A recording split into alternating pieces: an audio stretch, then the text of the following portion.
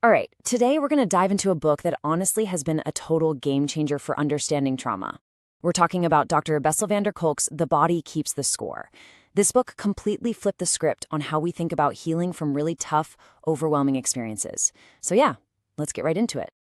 So let's start with a really basic question that gets to the heart of all this. Why is it that some memories just kind of fade away, while others seem to stay frozen in time? Most of our memories soften up. They change as we tell the story. But traumatic memories, they just don't play by those rules. They can feel just as raw, just as intense decades later. What is going on there? And that question leads us straight to the core idea of this whole book. See, van der Kolk's big point is this. Trauma isn't just a story you tell about something bad that happened. No, it's a physiological imprint. It literally reshapes your brain, your body, your whole system. It's not so much a memory as it is a physical, gut-level experience that sticks with you. So to really get what he's talking about, we have to understand that a traumatic memory isn't just, a really bad memory. It's a completely different kind of wound altogether. Okay, let's break this down. Think about a normal memory. It's kind of like a story you tell, right? And that story can change a bit over time. It gets woven into the bigger narrative of your life. But a traumatic memory, that's completely different. It's like a frozen snapshot. It's just stuck.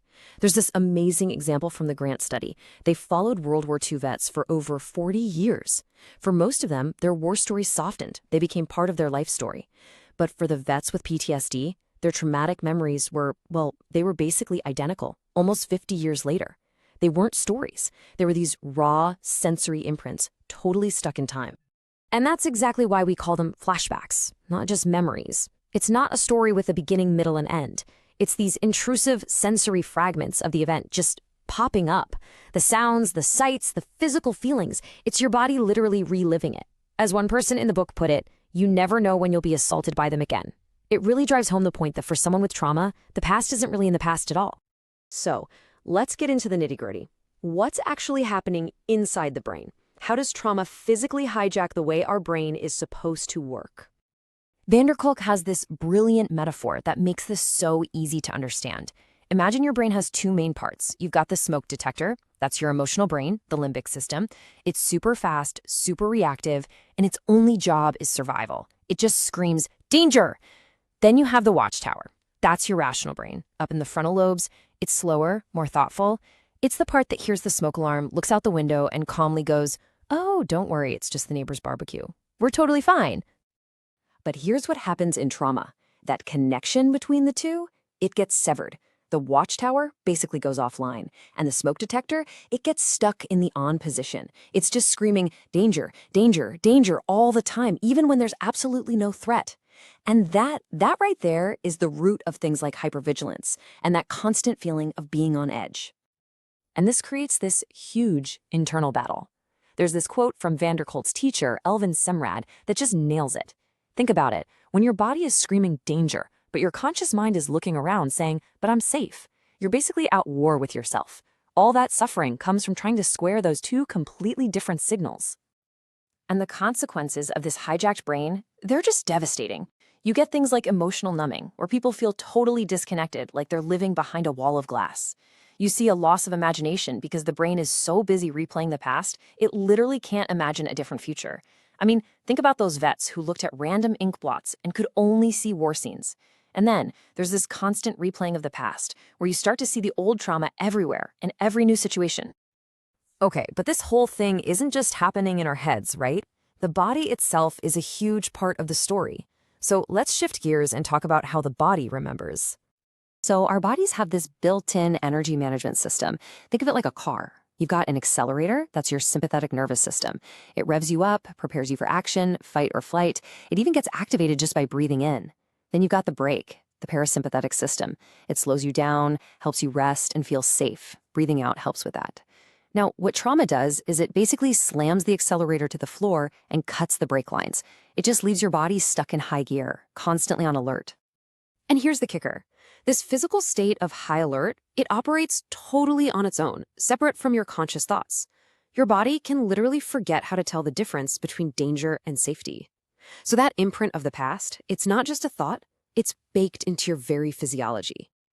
So Okay, if the problem is rooted this deep in our bodies, then what on earth is the solution? Well, this is where the book gets really revolutionary. It proposes a completely different way of thinking about healing, starting from the bottom up. And this is so important. You cannot just talk your way out of trauma. I mean, think about it. Traditional talk therapy is all about engaging that rational brain, the watchtower. But we just learned that trauma triggers often completely bypass the watchtower. So real, lasting healing has to go straight to the source. It's about reconnecting with your body and teaching it on a physical level how to feel safe again. So what does that healing process actually look like? Well, it kind of follows these steps. First and foremost, you have to establish safety. Can't do anything without that. Then you learn how to just notice what's happening inside your body, those inner sensations, without getting completely overwhelmed. From there, you can actually help your body finish the survival responses that got stuck. The impulse to fight or run that was frozen in time. And it's only after the body feels like it's resolved that stuff that the mind can finally start to put together a coherent story about what happened. And the really hopeful part is that there are so many different ways to do this. Kolk talks about a ton of these bottom-up approaches.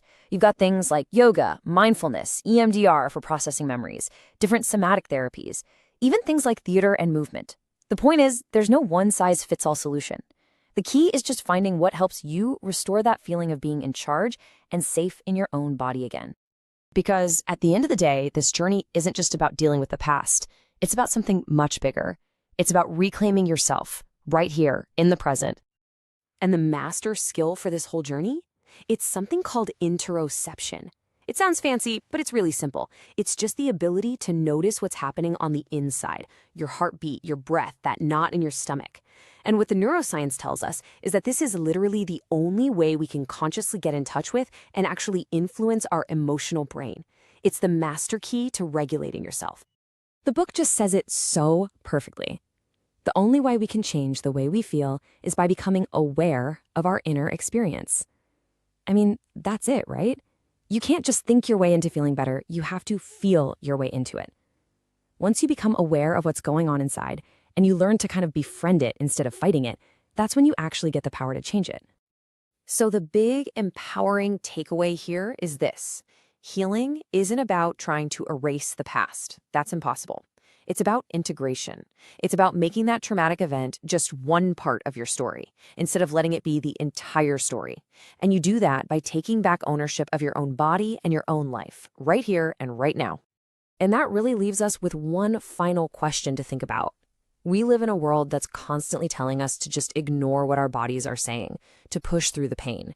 But what could you actually learn about yourself, about what you need, about your own story, if you just took a moment to listen to your body?